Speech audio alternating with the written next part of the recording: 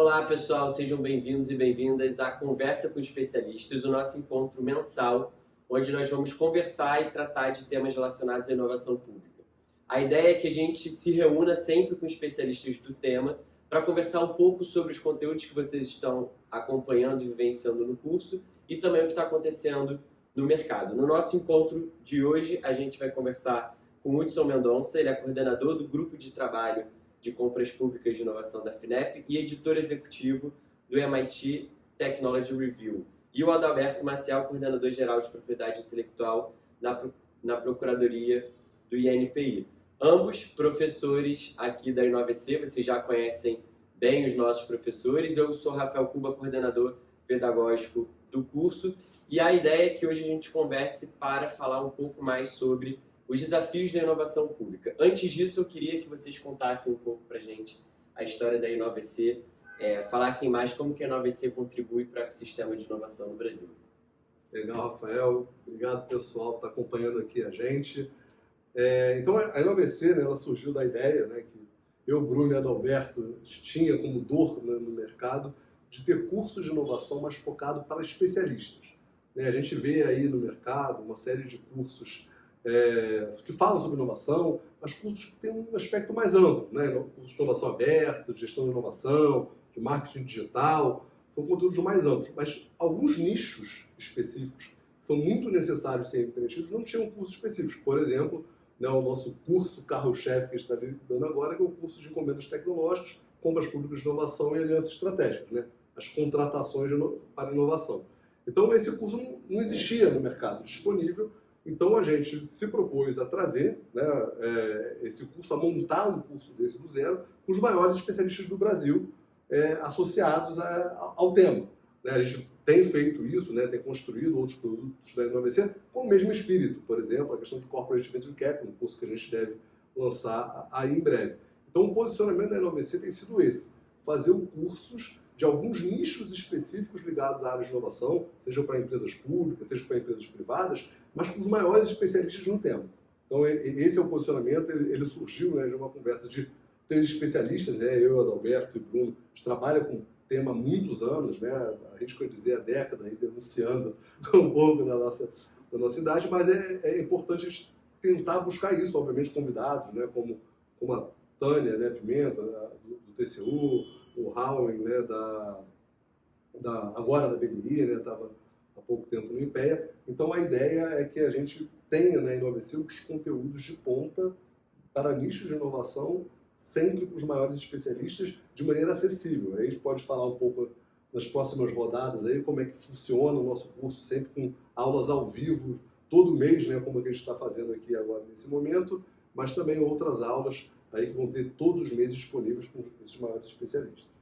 Roberto, não sei se você quer me complementar com alguma coisa. Olha, Hudson, foi muito legal essa sua introdução. Que eu queria chamar a atenção aqui, que a gente bateu muito nessa questão de cursos abertos, cursos que tem muito curso no mercado para inovação, curso de gestão e liderança em inovação. E a gente entende, a gente reuniu essa experiência aqui, fundamental, para conhecer justamente a perspectiva, e nossa perspectiva de maior interesse também, é a questão da inovação na área pública e como compreender os desafios das instituições. Aí a gente está falando da União, dos estados, dos municípios, pequeno município, grande município, e também das empresas públicas que vão enfrentar uma contratação, querem contratar, fazer compras de inovação, querem fazer encomendas tecnológicas. Como elas sentem esse desafio.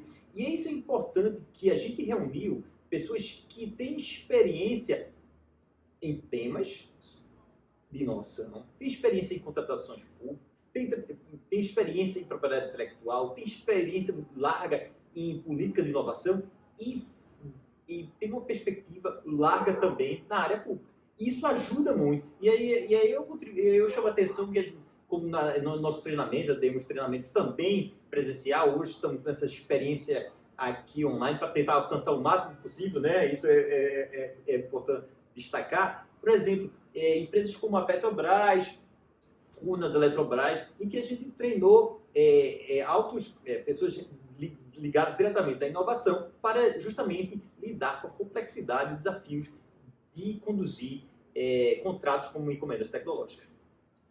Bem legal, pessoal. Eu acho que tem um ponto interessante que é a gente ter um produto educacional que reúne diferentes áreas do conhecimento em um mesmo curso, né? Em uma mesma jornada de aprendizagem. Acho que isso é muito interessante. Eu trouxe aqui um compilado de algumas dúvidas e comentários que a gente tem recebido das turmas.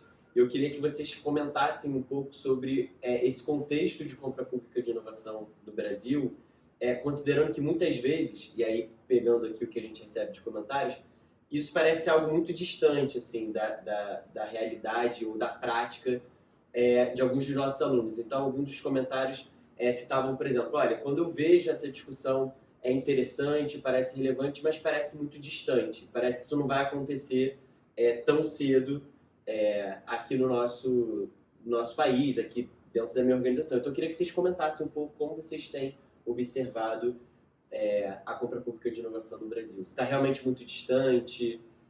E aí? Rafael, eu acho que essa pergunta é super pertinente aí para a nossa conversa.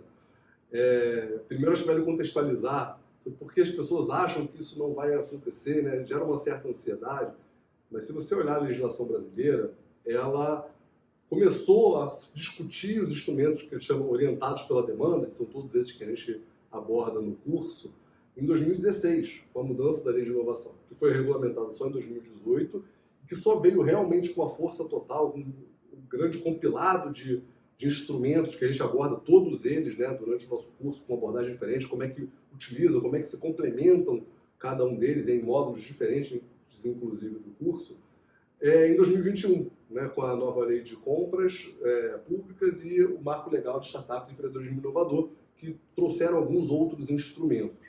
E aí, trazendo esse comparável, para a gente conseguir olhar para frente, ver o potencial que isso tem, o quanto é importante, né, as pessoas estarem preparadas para isso, a gente vai falar um pouquinho mais disso na nossa conversa. A legislação americana vem desde a década de 50, do final da década de 50, início dos anos 60, onde os Estados Unidos percebeu, no pós-Segunda Guerra Mundial, em que o uso do poder de compra do Estado era um poderosíssimo instrumento de alavancagem de inovação.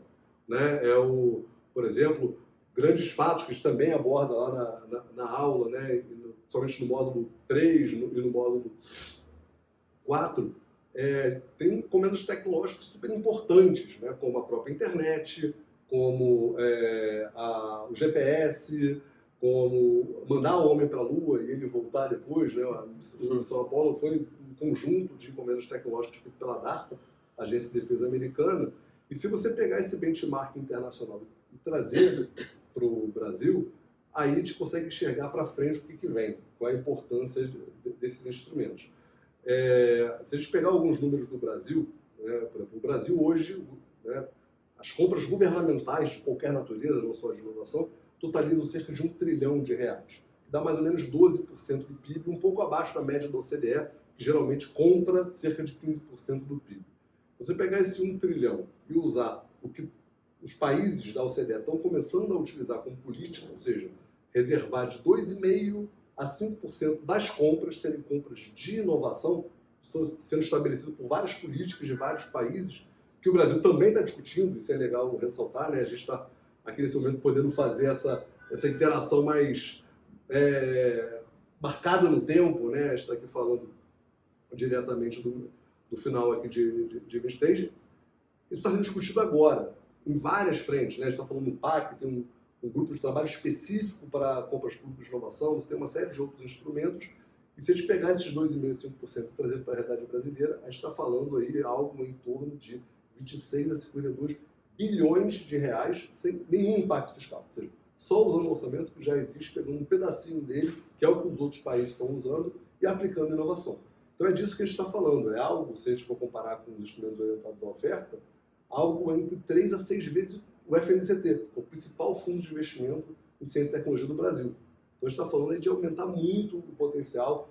É algo que poucas vezes na história da inovação, dos últimos 50 anos da história de políticas públicas de inovação do Brasil, aconteceu. Então é uma oportunidade muito grande. E o pessoal que a gente tem falado, né, os nossos alunos lá nas turmas têm falado, pô, mas isso não está acontecendo porque realmente é muito recente, há 2, 3 anos atrás só que a gente tem a legislação, e a gente vai falar um pouco mais aí no nosso papo dos desafios que a gente precisa superar para, de fato, esses instrumentos serem utilizados. Obviamente, capacitação deles, né? Não à toa a gente está aqui nesse papo. Roberto. Olha, o senhor é muito interessante mesmo. É um tema, a gente pode chamar que hoje é o tema do momento, né? Pelo menos, claro que nós temos um viés, né? Um bias, né? Que a gente somos especializados no tema, mas ficamos muito felizes que o tema realmente está sendo pautado, está sendo separado orçamento de verdade para enfrentar o tema. E eu queria chamar a atenção que quando a gente fala de compras públicas de inovação, a gente está discutindo a perspectiva de utilização do instrumento que tem a lógica de inovação aberta. Mas é muito importante a gente focar aqui que quando muito se fala, e a gente já falou antes, a gente chama a atenção para isso, quando a gente fala de inovação, sempre voltado para o setor privado. E agora é um momento em que a gente está pensando em inovação, e contratação de inovação, que a importância do setor público e como o setor público se aproveita desses instrumentos para justamente levar o que a gente quer, a sociedade adiante, melhorar a vida de todos por meio da inovação, que também vamos dizer assim, uma vocação muito grande desse instrumento. E a gente acredita muito, como os exemplos aí mostram, o quanto foi possível a humanidade se desenvolver a partir da desenvolvimento de tecnologias extremamente disruptivas. Então, a gente, voltando para o caso do Brasil, como o senhor mencionou, o que a gente viu? A gente viu no ano recente, e eu falo muito recente, chama a atenção, porque a nova Lei Geral de Contratações Públicas, né, a Lei 14.133 de 2021, ainda está numa situação de entrada completa em vigor, porque com medida provisória foi estendida a vigência da lei anterior. Então a gente está falando de uma lei que ainda não está totalmente em vigor. Ou seja, tem duas leis vigindo ao mesmo tempo. Então você pode usar 86633, 8666 de 83 e a lei atual. Então o que a gente está falando aqui? A gente está falando de coisas muito recentes. E a gente pensar que o conjunto como todo da legislação, né, ele foi aprovado agora, além de outras ações, mas a gente falou do marco legal das startups, que é muito recente, de 2021, e todo esse conjunto de mudanças legislativas que vem de 2016, 2018. Então, é um conjunto de legislação que trouxe, vamos dizer assim, eu posso afirmar, como especialista em compras públicas, pelo menos a perspectiva de quem está escrevendo aqui, que hoje nós temos vamos dizer assim, um ferramental legislativo muito avançado. A gente tem um ferramental hoje que se compara com os Estados Unidos e a União Europeia. E com certeza nada na América Latina se compara em termos de instrumentos legais para fazer contratações de inovação. E aí é que vem, tudo bem, nós temos tudo isso. E como é que faz para colocar em prática?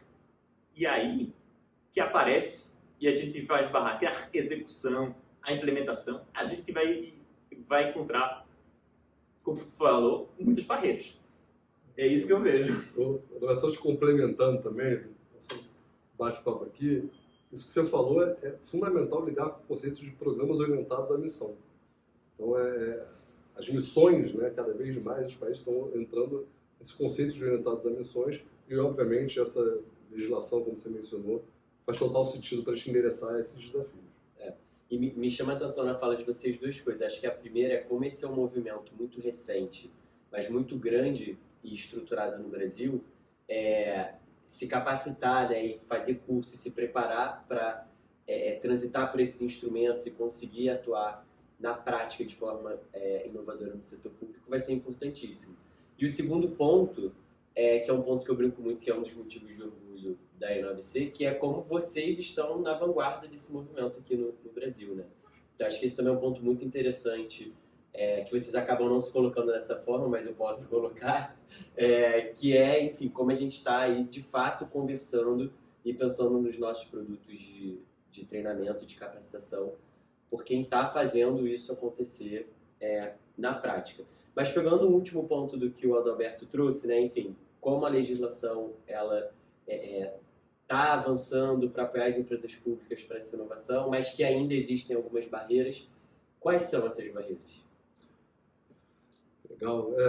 Sempre a gente, né, empaca nas barreiras, né, mas eu acho que é importante dizer quais são as barreiras e como nisso a gente não está atrás, né?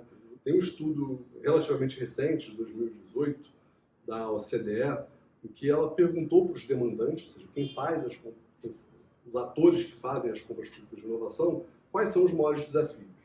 Né? E os 3 maiores desafios, né, nessa ordem, e a gente vê isso na aula do módulo 3, na aula 3.6 do módulo 3, aversão ao risco. As pessoas têm medo de fazer. Né? Aqui no Brasil, né, o pessoal tem medo dos US, né, TCU, CGU, ser seguro em fazer o processo, porque de fato é um processo mais complexo, mas não é um processo que não seja que com treinamento e capacitação você não consiga superar. Você tem que entender quais são as etapas do processo e fazer aquele processo bem instruído, bem ornamentado, ele diminui o risco absurdamente. Né? Então esse problema da aversão ao risco é o problema número 1, relatado por 93% dos demandantes dos países da OCDE. São os países que estão mais avançados nessas políticas.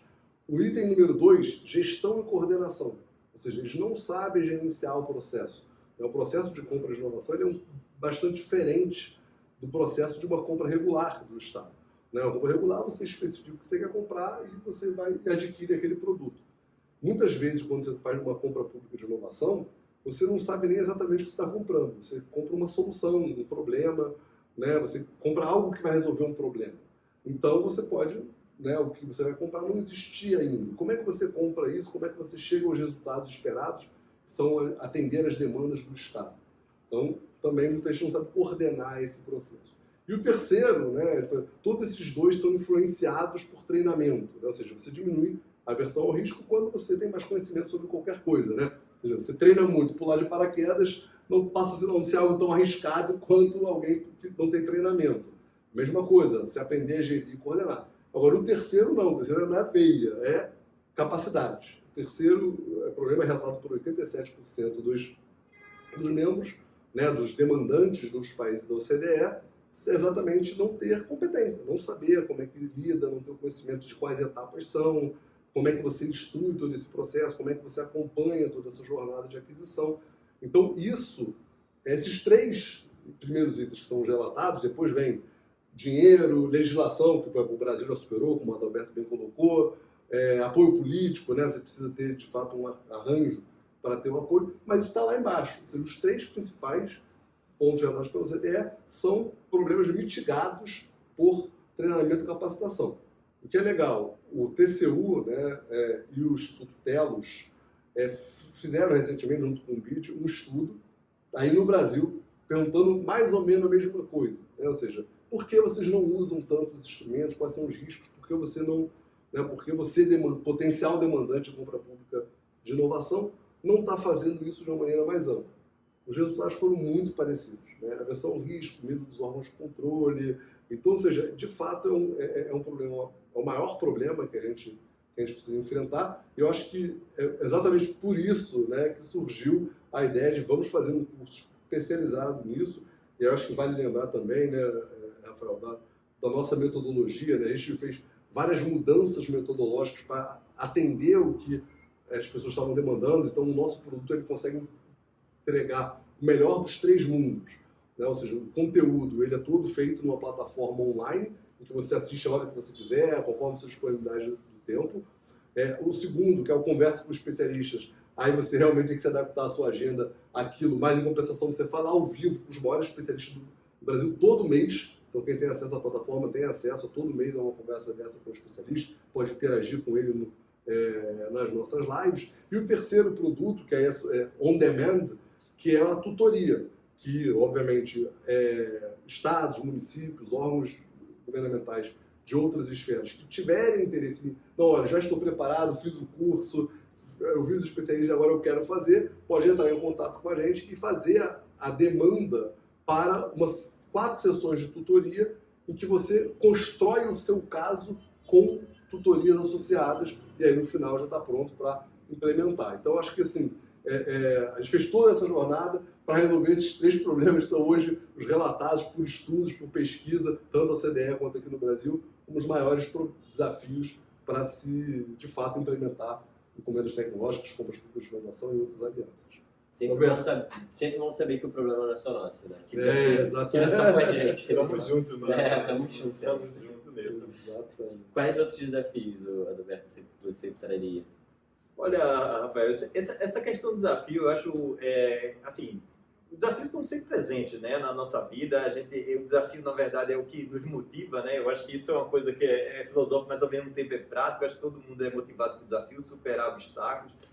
E eu queria chamar a atenção aqui da minha experiência, vamos dizer assim, tanto como pesquisador, tá, professor da Inovice, entusiasta do tema, tanto como inovação, quanto, sobretudo, também propriedade intelectual e inovação, que eu atuo no meu dia a dia, tanto especializado na consulta lá do INPI, né, Instituto de Propriedade Nacional de Propriedade Intelectual, então lido com as questões de propriedade intelectual e também tem uma interação muito grande em eventos que participo, dando palestras, falando desses temas, que sou usualmente convidado para participar de eventos, simpósios, workshops. E eu acho muito interessante, uma coisa que eu chamo a atenção, aí eu falo sobre a minha perspectiva e minha experiência muito particular, a questão também que é muito importante uma falta de maturidade no Brasil ainda em relação à propriedade intelectual. Como utilizar a propriedade intelectual de forma estratégica, e isso pode se caracterizar um desafio muito grande quando a gente estiver falando de contratação e inovação, e também de alianças estratégicas que acontecem entre órgãos da administração pública e empresas privadas, ou ICTs nacionais, ICT internacionais, Instituto de Ciência e Tecnologia, tá? ICT. Então, essa é uma questão de que há ainda um nível de desconhecimento sobre do que é propriamente a propriedade intelectual e todas as questões relacionadas. E aí eu chamo a atenção para questões muito importantes de preservação de segredo, de uma guarda importante do que o conhecimento que se é produzido internamente, o valor desse conhecimento, o valor desse bem que hoje vamos dizer assim, é o ativo mais valioso do mundo, que é conhecido como o direito de propriedade intelectual são considerados ativos intangíveis, tá? E são representativos hoje só para dar uma ideia, das 500 empresas do Standard Poor's, 80% do valor dessas empresas são ativos intangíveis, que sobretudo são direito de propriedade intelectual. Aí está falando de marcas, de patentes, segredos industriais, know-how e tudo mais. Então, um ponto que eu chamaria a atenção, e aí muito pela perspectiva brasileira, e sobretudo, vamos lá, da experiência de muitas instituições federais, universidades federais, ICTs públicas, que são um dos principais agentes de pesquisa e desenvolvimento tecnológico no Brasil, diferentemente de outros países, né, que as empresas privadas têm uma posição majoritária. No Brasil, quem faz desenvolvimento de tecnologia e inovação sobretudo os laboratórios públicos, as ICTs, as universidades. O valor que eu queria chamar a atenção aqui do know-how e a importância de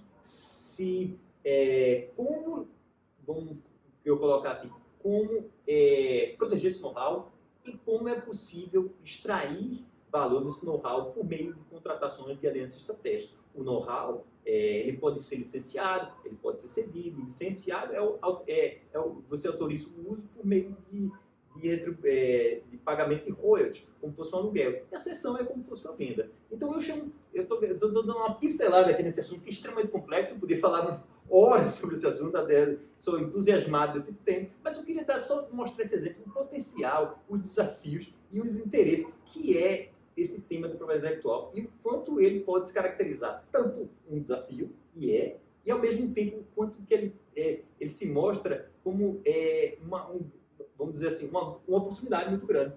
Então, é isso que eu chamo a atenção da minha experiência e queria contribuir um pouco com vocês.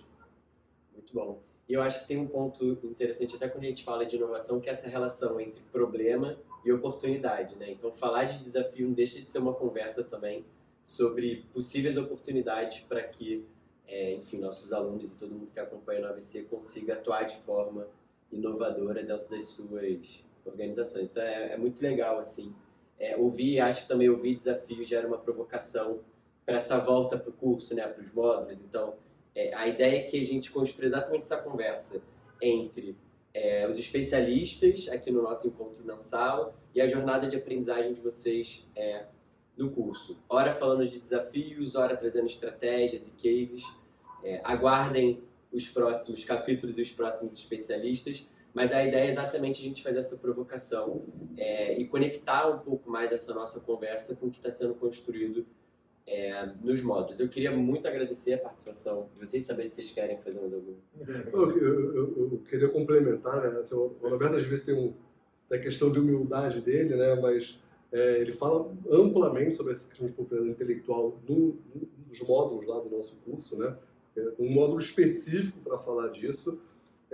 E aí, complementando também com a questão de ordem prática que o Roberto colocou, né? A experiência que eu estou tendo, né, coordenando o grupo de trabalho de compras públicas de inovação e encomendas tecnológicas da FINEP, que é a Agência Brasileira de Inovação, é a agência que tem se preparado para apoiar tecnicamente a construção de casos concretos, né, de estados, municípios, né, está na etapa de discutir pilotos, né, vamos fazer um piloto na área de saúde, na área de defesa, sendo alguns acordos técnicos de cooperação com as entidades que estão olhando para esse desafio, como o próprio TCU, como a própria AGU, né, Advocacia Geral da União, em que o Bruno Portela, nosso próximo, né, palestrante, a gente não vai adiantar o tema ainda, mas deve falar aí nos próximos meses aí com vocês, tem colocado. E aí, complementando essa questão dos desafios que a gente está colocando, o que a gente vê?